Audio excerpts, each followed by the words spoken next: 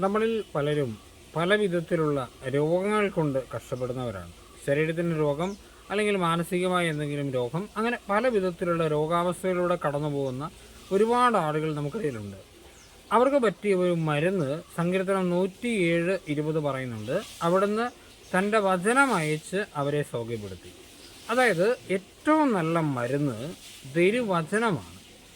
രോഗം സൗഖ്യമാക്കാൻ ഏറ്റവും നല്ല വചനം തിരുവചനമാണ്. ഏറ്റവും നല്ല മരുന്ന് അതായത് വചനം ധ്യാനിക്കുക, വചനം പഠിക്കുക, വചനങ്ങൾ ഏറ്റു പറഞ്ഞുകൊണ്ടിരിക്കുക.